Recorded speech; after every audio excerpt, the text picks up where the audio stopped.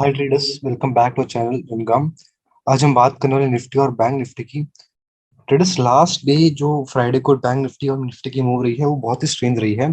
जैसे कि हमने अपने लास्ट वीडियो में डिस्कस किया था कि इतनी बड़ी डाउन साइड मूव आने के बाद में निफ्टी और बैंक निफ्टी में दोनों में एक रिवर्सल यानी कि एक रीटेस्ट की पॉसिबिलिटी पूरी पूरी बनती है। बिकॉज एक पैराबोलिक मूव था, यानी कि कंटिन्यूसली जो है निफ्टी में एक स्लाइट मूव आ रही है और बैंक निफ्टी भी सिर्फ डाउन साइड जा रहा था। डेली न्यू लोस बना रहा था और जो है वो बहुत ही तेज मूवमेंट से आ रहा था। तो दोस्तों, जिसने की भी पोजीशन ली होगी वहां पे प्रॉफिट बुकिंग जो थी वो पॉसिबल थी, और वो हमें दिख गई फ्राइडे को। हमारे सामने निफ्टी का चार्ट है 1 डे टाइम फ्रेम पे। लास्ट वीडियो में डिस्कस किया था कि निफ्टी ने कंफर्मेशन दे दिया था 200 डे सीएमए के नीचे ब्रेकआउट का। ब्रेकडाउन दिया था और नीचे में क्लोज हुआ था, जिसने कंप्लीट बियरिश मूव इंडिकेट कर दी थी। तो जैसे अब आप देखोगे कि एक बहुत बड़ी कैंडल बनी है उसके जस्ट बाद में, कि आप कैंडल हम देखते हैं 1 डे वाली, ये देखो आप कि इसके क्लोजिंग के बाद में यानी कि 200 डेज के नीचे क्लोज हुआ, उसके बाद में एक बहुत बड़ी ग्रीन कैंडल बनी है जो as a mother candle act करेगी। मदर कैंडल का मतलब है, मैं बता दूं कि फॉर एग्जांपल यहाँ पे डे का पूरा रेंज बना था। ये एक रेंज जो है वो बहुत इंपॉर्टेंट रेंज है निफ्टी की।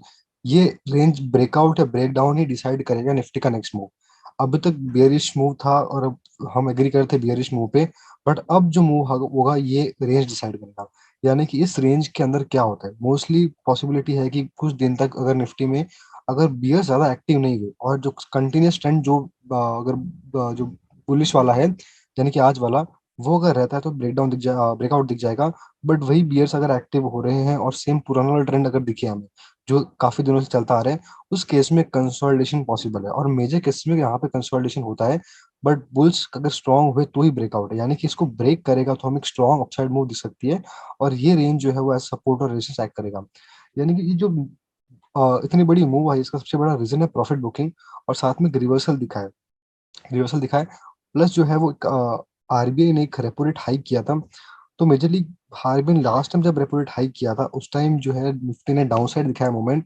इस बार निफ्टी ने अपसाइड दिखाया। उसका रीजन है कि मार्केट में जब भी फर्स्ट टाइम रेपो रेट में हाइक आया था यानी कि रेपो रेट जब बढ़ा था, तब निफ्टी जो है वो पता नहीं था निफ्टी को, यानी कि निफ्टी जो है वो अवेयर नहीं था। बट जैसे ही इस टाइम आया था निफ्टी पहले से अवेयर था, निफ्टी ने डिस्काउंट कर लिया था। यानी कि मार्केट क्या करता है, फ्यूचर की न्यूज को पहले डिस्काउंट करता है। तो निफ्टी ने ज्यादा का एक्सपेक्टेशन, निफ्टी को था कि ज्यादा एक्सपेक्टेशन से रेपो रेट बढ़ेगा। बट उतना रेपो रेट बढ़ा नहीं, इसके लिए निफ्टी ने एक पॉजिटिविटी दिखाई है, मार्केट ने एक पॉजिटिविटी इसको वेलकम किया है। सो हमारा टेक्निकल एनालिसिस ये रहेगा कि हम 5 मिनट्स के टाइम फ्रेम को ओपन करके दिखाते हैं आपको कि 5 मिनट्स का चार्ट है। सो लास्ट डे मूवमेंट ये रही कि यहीं कहीं पे ओपन हुआ, जो हमारा बेस बन रहा था जिसमें हम डिस्कस किया था कि एक बेस बन रहा था, ये बेस पे ओपन हुआ। यह हमें बेस पे ओपन हुआ, बेस के जस्ट नीचे एक पुराना लेवल हमने शो किया था 16,720 के आसपास का। यहाँ की तरफ जाने की कोशिश कर रहा था बट रिवर्सल आ गया। और उसमें हमने यही बात कही थी कि एक ट्रेंड लाइन बन रही थी यहाँ पे आपकी डाउन साइड की, कि जिसको हमने डिस्कस किया था कि 100 डेज को ब्रेक कर रहा है अपसाइड में, बट ट्रेंड लाइन ब्रेक नहीं कर रहा। तो डबल कंफर्मेशन की बात हुई थी कि अगर बियरिश ट्रेड हम तब लेंगे जब प्राइस एक्शन ब्रेक डाउन होगा, बट बुलिश ट्रेंड हम कंफर्मेशन पे ही लेंगे। तो पहला ब्रेकआउट यहाँ दिखा हमें 5 मिनट्स टाइम फ्रेम पे, ये ब्रेकआउट था। ये पहला ब्रेकआउट था, लेकिन यहाँ ट्रेड नहीं लेनी थी बिकॉज कंफर्मेशन नहीं, क्या पता वापस रिवर्सल आ जाए। नेक्स्ट ब्रेकआउट यहाँ पे दिखा, रिवर्स करके वापस ब्रेकआउट दिखा।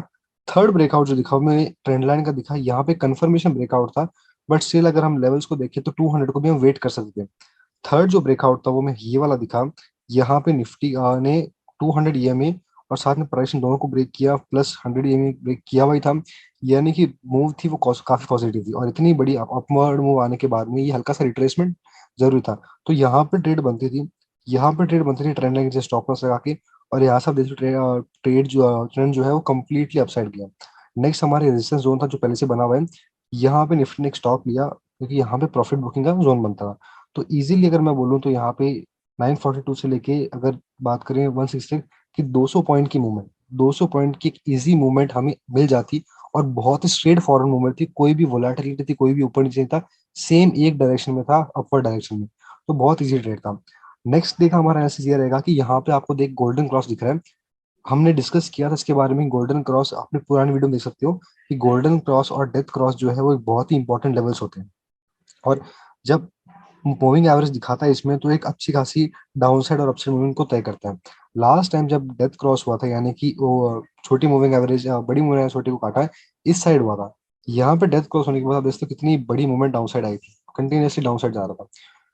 उससे पहले यहाँ पे गोल्डन क्रॉस दिखा था, बट इसको सस्टेन नहीं कर पाया। तो हमें वेट करना पड़ेगा कि ये सस्टेन करता है या फिर सिर्फ एक प्रॉफिट बुकिंग की मूव है। अगर प्रॉपर बुलिश मूव होगी तो सस्टेन कर लेगा, सिर्फ प्रॉफिट बुकिंग की मूव है तो सस्टेन नहीं कर पाएगा। उसके लिए हमने एक रेंज ड्रॉ कर ही दी है कि ये रेंज बताएगी हमें कि ये कॉस्ट किस टाइप की मूव है। अब हम बढ़ते हैं बैंक निफ्टी की तरफ। बैंक निफ्टी से बढ़ने से पहले हमारा स्ट्रेटजी हम डिस्कस कर लेते हैं। स्ट्रेटजी हमारी यही रहेगी कि अभी तक बुलिशनेस आ रही है, बट स्टिल जैसे रिवर्सल ट्रेड जो है, जैसे मान लो कि 100 डेज पे अगर आया है, वहाँ पे रिवर्सल नहीं लेना हमें। बियरिश ट्रेड फिर भी हम ले सकते हैं। रिवर्सल ट्रेड हम तभी लेंगे जब कुछ दिन के बाद सस्टेन कर, यानी कि बुलिश ट्रेड में है अभी भी हमें सिर्फ प्राइस एक्शन ब्रेक होने पर ले सकते हैं। बट यहाँ पे जैसे मान लो फॉर एग्जाम्पल हमें सपोर्ट लिया, सपोर्ट लेके हमने ट्रेड नहीं ले सकते हैं, बिकॉज क्या पता अभी भी बियर्स एक्टिव हो।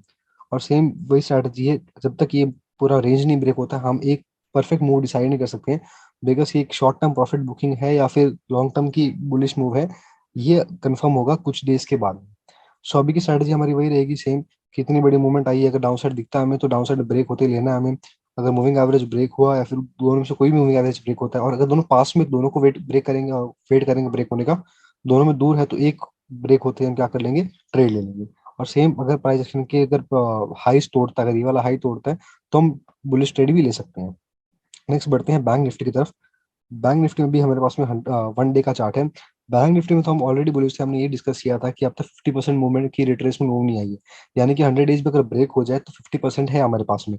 और बैंक निफ्टी ने 200 डेज का में ब्रेक भी नहीं किया था, परफेक्ट सपोर्ट लिया था, अब तो यहाँ पे परफेक्ट सपोर्ट पे ब्रेक किया था। यानी कि लास्ट डे जब ब्रेक किया उस दिन भी बुल्स एक्टिव थे, बियर्स को आगे नहीं जाने दिया था, बट बस निफ्टी में दोनों ब्रेक हो चुके थे। तो यहाँ से जो रिवर्सल था, एक बहुत बड़ा रिवर्सल दिखा, सेम मदर कैंडल यहाँ बन रही है। जो स्टॉपेज आया था वो हमारे पुराने लेवल के जहाँ पे हम डिस्कस किया था वहीं पे इसका एक स्टॉपेज है, वहीं पे इसने एक हाई मारा था। तो सेम यही हमारे रेंज रहेगी, जो नई रेंज है आपको ड्रॉ करके दिखा दूं।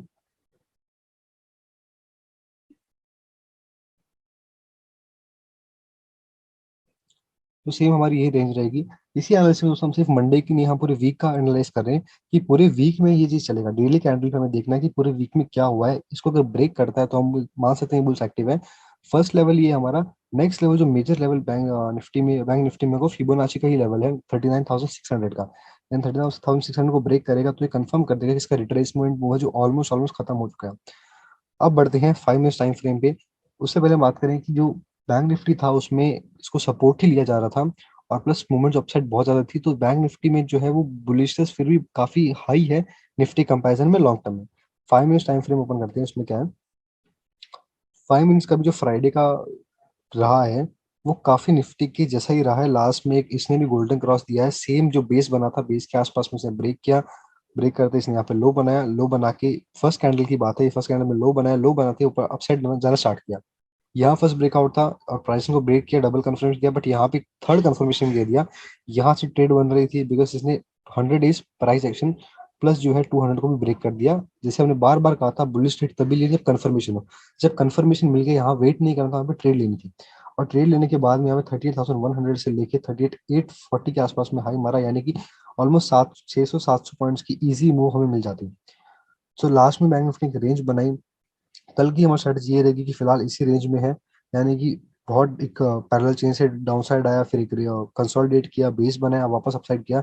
यानी कि जब भी बैंक निफ्टी को एक तरफ की मूव करनी पड़ती है, चाहे कोई भी स्टॉक हो, कोई भी इंडेक्स हो, उसमें हमने यही डिस्कस किया था कि पहले वो गिरेगा, गिर के एक स्टेज के बाद वो कंसोलिडेट करेगा। यहाँ पे 2 4 दिन से कंसोलिडेट कर रहा था, 2 दिन कंसोलिडेट किया, उसके बाद में अपसाइड मूवमेंट दिखाएगा, और इसने यही जैसे इसी टाइप में रिएक्ट किया। नेक्स्ट हमारी स्ट्रेटजी ये रहेगी, अपर लेवल्स आपने देखे हुए हैं, इन्हीं लेवल्स को हमें करना है। जरूरी है कि बैंक निफ्टी जो है वो दोनों के दोनों मूविंग एवरेज पे सस्टेन करे। थोड़ा सा रिट्रेसमेंट आ सकता है बिकॉज मूविंग एवरेज से बहुत दूर जा रहा है, और प्लस इतनी बड़ी मूव आई है तो एक प्रॉफिट बुकिंग दिख सकती है हमें।